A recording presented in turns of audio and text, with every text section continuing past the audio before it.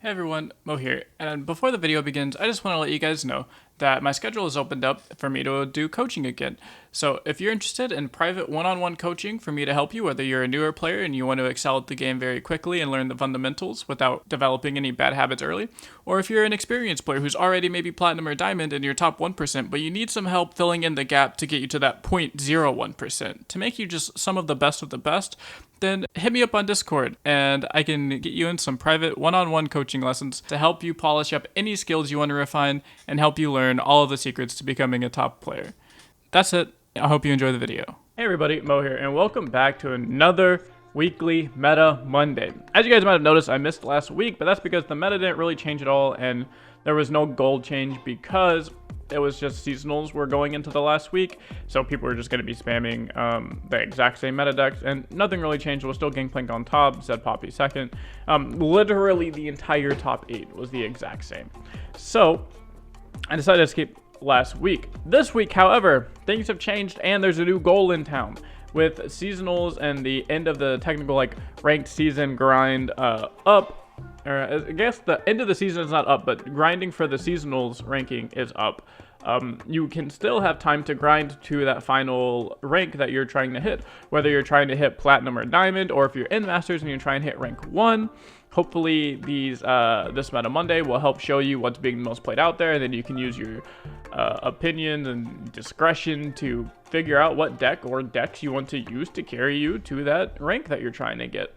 I am putting out an article to go along with this video over on Runeterra CCG. The link to that will be in the description below on not only just the top 8 most played decks in the meta, but my personal power rankings for top 8. So if you want to see what I would personally play if I was still trying to grind to masters or rank 1 or whatever your goal is, if you want to see what my opinion is on the 8 most strong decks, including a wild card deck in there for ladder for this week, make sure to check that out. Link will be in the description below. 60% of the people that watch my videos aren't actually subscribed to me, so if you guys could do me a huge favor and click the subscribe button, comment down below letting me know what type of content you guys enjoy seeing. If you still want to see these weekly Meta Mondays even after the season, like kind of during off seasons and stuff like that, let me know in the comments below. It helped me out so much with the YouTube algorithm. We're trying to hit 5,000 subs before the start of the new year, so we can start off 2022 extremely strong. I think right now we're at like 4.1k subs, so we're extremely close, and I'm really excited and hope I can get there. So now that's it for the intro. Let's get into the Meta Monday. So, at number 1 spot, surprising nobody, is Poppy Zed. The last couple weeks has been GP Sejuani at rank 1, and it was only a matter of time before Poppy Zed took that over. Because Poppy Zed beats GP Sejuani, and beats just so much of the meta, it doesn't surprise me that, it almost surprises me that it took this long for Poppy Zed to hit rank 1. There's nothing really to be said about this deck. You rally, you win. It's kind of the nickname of the deck. Again, because it beats the second most played deck in the game really hard. You should be pretty smooth sailing in about 11% of your matches there where you're playing against GP Sejuani. And then when you're not playing against GP Sejuani, if you're playing against any type of slow style deck, or any deck that kind of stumbles, you just win. If you ever get the nut hand of like Zed and then 5 spells, you win. If your opponent just straight up can't remove any of your champions and you get to play solitaire, you win. This deck is a big problem right now because I think the biggest thing making Poppy Zed a problem is the fact that removal spells are so cheap. Everyone keeps talking about how, oh, Poppy's broken, like elusives are broken. In reality, Poppy and elusives are actually pretty fine. Like, I think the ability on Poppy is fine. Maybe you can make it so she doesn't buff back rows, whatever. I think the elusive stat lines are fine. I think the problems come in when you get to save your units from a big removal spell for like 1 mana. Like, if you're playing a bunch of 2/1 elusive units and your opponent tries to make it rain you, you shouldn't be able to play a 1 mana answer in Ranger's Resolve and just completely stop your opponent's turn and win the game. And that goes for just about all other types of removal too on all your other champions. Like, if your opponent tries to Mystic Shot a Zed, you shouldn't be able to trade 1 mana for their 2 mana and then come out ahead. I think removal spells are just too good in this game, and I think they've been too good for a long while. I think the only time we've seen like a good or not removal spells, sorry, save spells. I think the only time we've seen a save spell actually nerfed was Pale Cascade, because it used to be +2/+1, but it still gives the 1 HP, so it's still good enough to be played because 2 mana plus 1 HP is really good. especially when it's at something like burst speed. So because save spells are just so much better than removal spells, as long as that's the case, we'll see a lot of these degenerate style decks where your main goal is just to keep 1 or 2 champions alive, or a couple like hard to interact with units alive with your spells, because elusives are already really hard to interact with. You literally cannot block them. So if you pair that with the fact that you get 1 and 2 mana spells that counter every removal in the game, it becomes really frustrating and really hard to deal with. So yeah, that's what I would like to see going into the future of LoR, is maybe either make save spells worse or make removal spells a tad bit better, at least against followers. I know they were talking about, I know this is kind of a tangent here, but they say that they don't want removal spells too good because they want you to be able to slam down your big champion and be pretty happy about it. And they don't want you to like spend all this time playing a big champion and for it to get removed by like a 2-minute answer like we have in Magic. So I'm thinking maybe they can add a bunch of removal spells that target followers specifically, or that deal more damage. Like for instance, the 4-mana card that deals 7 to a follower or 2 to a champion. I think that type of card is great, where you get rewarded and almost guaranteed kill a follower, but you're not always guaranteed to kill a champion at that point, which is really, really solid if you ask me. But anyways, let's go on to number 2, which is Plunder. So the second most played deck in the game is Plunder. So the first played deck was Poppy Zed, coming in at 12.5% play rate, and then Plunder coming in at about an 11% play rate. Plunder is probably the best mid-range deck at the moment. It is the second, I don't want to call it tier 2 because I don't think you can have a tier 0, or sorry, I don't want to call it tier 0 because I don't think you can have a tier 0 deck that loses to something consistently, whereas Poppy Zed, it loses to like really fringe things, but it beats just about everything else consistently. And the problem with Plunder, calling it tier 0, is that it loses to the most played deck consistently. So I definitely call this deck like tier 0.5, or like the best tier 1 deck easily, because Plunder beats literally everything else. Like it beats the slow decks if you get a good draw. It beats all the mid-range decks and aggro decks because it beats the aggro decks because you're just as fast as them with your 1-drops, and then you just play big units and you out grind them in the late game. You beat all the mid-range decks because a leveled Sejuani just completely destroys every other mid-range deck. It makes it so your opponent can't attack, they can't block, and the game is just really frustrating. And you have a decent time against the control decks because you play 9.5 champions. You get to play 3 Sejuani, 3 Gangplank, 2 Gangplank Boat, and then a Field Rush, which is technically 2 champions in 1 card. So because of that, you can really outgrind a lot of these slower matchups too. So GP Sejuani is all around the mid-range menace. So if you're looking for an aggro deck, just like the generic best deck in the game to climb for this last week and a half to get to your goal, I'd say Poppy Zed. If you're looking for a mid-range deck and you're one of those like mid-range players, I highly recommend playing GP Sejuani or picking up and learning it. The deck is really, really solid. I don't really see it being nerfed anytime soon because can't see anything in the deck that's really too broken. So if you want to just practice mid-range in the last couple weeks, or learn the deck in case it doesn't get too affected by all the new cards that we have coming out in December, then I recommend spending this last week and a half to learn GP Sejuani. Pick it up, try it out, and hopefully get the skills under your belt, so that way when the next meta comes, the next season comes, you already know how to play this deck and you won't be behind all the players that have abused it previously. Coming at number 3 is Draven Scion. So we see here the play rate drops dramatically from 12%, 11%, all the way down to 5%. And you see these last 8 decks have between 3 to 5% play rate. So literally half of what the GP Sejuani and Poppy Zed play rates are, which is absolutely crazy. But at the same time, it's so cool that you can see so many decks hang around these like 3 to 5 like percent play rate. And we'll get to that towards the end of the video. But number 3 is Draven Scion. So Draven Scion has actually changed a lot. This deck list, I don't know what specific deck list this is. Does this have decimates? Yeah, so this has a decimate in it. Well, it has Farons too. So a lot of Draven Scion players have kind of leaned more towards the burn aspect of Draven Scion. They leaned away from the I'm going to just play mid-range and slow and outgrind you and outvalue you because I have infinite value with things like Lost Soul, and Scion's going to be hard to... The second and third Scion are going to be impossible to deal with and stuff like that. They kind of leaned away from that game plan with the Sentries and the Flocks and leaned more into the burn game plan, where you see this person has 3 Get Excited. Most of the time it's 3 Mystic Shots. This is supposed to be like 3 Decimates, but you see they have Fervor and Decimate, and they have a Shock Blast in here, I guess. So... and the Captain Farron just came in. So if you see here, a lot of people are on this like heavy burn style plane, and this is to counteract the meta of me just deal with Scion, because a lot of the decks that quote unquote beat Scion, it's because they can actually deal with the card Scion and deal with this mid-range board state. Like GP Sejuani is good into Draven Scion because Sejuani completely frostbites and stops all the Draven Scion attacks. Seneviger, Darkness, they play things like Minimorph, and they play a bunch of removal spells to kill all the units in Draven Scion. Same with a lot of the like Lee Sin, the Thralls, the any deck that plays the Minimorph, the Ionia for Concussive Palm, stuff like that. Their main goal is just to, oh, I can deal with Scion and win the game because I can Concussive Palm the big Overwhelm unit. It's like, yes, but now when you start adding Burn into the list, they now can't just sit there and pass and then play greedy all the way up until the late game, because used to be if they could just stop Scion, then you had no real reach. Like, yes, you played some Get Excited and Mystics, but that wasn't realistic enough to say, oh, this person's at 9 or 10, they're probably dead to burn damage. That wasn't really happening. Whereas nowadays, if you do get them to that 9 or 10 or 11 or 12 number, they can just die to something like Decimate, Get Excited.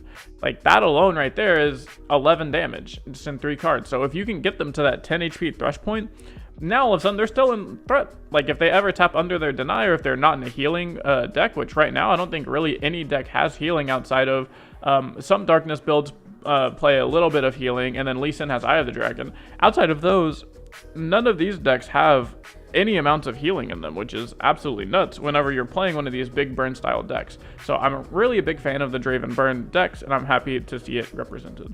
Number 4, Poppy Ziggs. Not much to say about this. It's just a nice aggro deck. I think the biggest thing here is it might be able to beat GP Sejuani while racing Poppy Zed at the same time. I know Poppy Ziggs can race Poppy Zed if you get a really good hand, and I think it can also sometimes beat GP Sejuani, but I ran a poll on my Twitter actually asking if people thought that Poppy Ziggs was favored or GP Sejuani, and it was literally almost a complete 50-50, which was really, really surprising to me. So a lot of people think that GP Sejuani can just match the aggro and then go over the top with things like Gangplank and Sejuani. Some people think Poppy Ziggs is just too fast and kill them with Burn. I haven't had too much... I haven't played that matchup too much myself, but if I had to guess, I'd say it's probably Poppy Ziggs favored, but not by much. Maybe like 55-45, if that much of a difference. Probably really close to 50-50. So you have your standard aggro deck here, and then again against Poppy Zed, it's one of those like, if you get the nut hand, or not even nut, but if you get a really good hand, you beat Poppy Zed. If you don't, then they just beat you because they're the better deck. So on average, Poppy Zed will be beating you because they will not brick as often as Poppy Ziggs will, and they will just Poppy Zed will just have the better hand because it's the better deck with higher quality cards. But there are some times where you can just beat it with Poppy Ziggs. Teemo Swain coming in number 5. So this deck is built specifically to beat Poppy Zed. I really don't know what else Teemo Swain beats. I don't even think it beats that much in the meta outside of like exactly Poppy Zed. This deck was literally built to beat Poppy Zed, and I guess when you have the most played deck in the meta being the deck you like to beat, then sometimes you can just get some free wins. So I think, in my opinion, if you're a control player and you're going to use this last week or week and a half to get to your desired goal, whether that's, again, rank 1 on Masters or Diamond or Platinum, then I highly, highly recommend playing Teemo Swain. While it's not the most powerful, like, raw stats in control decks, because it does beat Poppy Zed so hard, and that is going to be what you're facing most of the time, that's why I highly recommend Teemo Swain. Coming in at number 6 is going to be Lurk. Lurk is nothing special. It's the same deck that it's been for a while now. You still lose to GP Sejuani really hard. I guess sometimes you can beat Poppy Zed, but in my experience, I haven't had it that much. I don't really know why Lurk is being played so much, other than sometimes you just get free wins because you draw really well. If you just go like turn 1 Lurk, hit a champion, or if you hit a champion in your first couple turns off of Lurk, you can sometimes just win the game for absolutely no reason. So other than that, I think Lurk is just fun, and a lot of people enjoy playing this gambler style of like, ooh, I could like win the game on turn 1 in return of, 2 games down the line. I don't get to play the game at all, and I get handed a free loss. I just think that's really exciting, and it creates a really fun play pattern that a lot of people enjoy playing, and that's why I assume it's up here at number 6. Number 7 is Darkness. So Darkness is a deck that's kind of come back in popularity since whenever it first came out. When it first came out, people kind of said, like, Darkness sucked. It was really, really bad. Then Yamato got second place with it at Worlds and actually didn't drop a single game with Darkness in Worlds. And people were like, oh, maybe this Darkness deck is actually sick. If they played it some more, people realized they're not Yamato and realized that they suck at Darkness. And since then, the play rate has only ever gone down. Basically, Darkness is one of those decks where if you are playing better than the person... Sorry about that. If you're playing better than the person you're playing against, Darkness will do well for you. But that would require you to know Darkness really, really well, know the ins and outs of Darkness, know all the cute interactions, when to use your Darkness, when to stack your Darkness, how to keep your Vigor alive, when to play Senna, when to play Vigor, when to mini-morph, when to not mini-morph, so that way you can just kill the unit with your Darkness or something like that.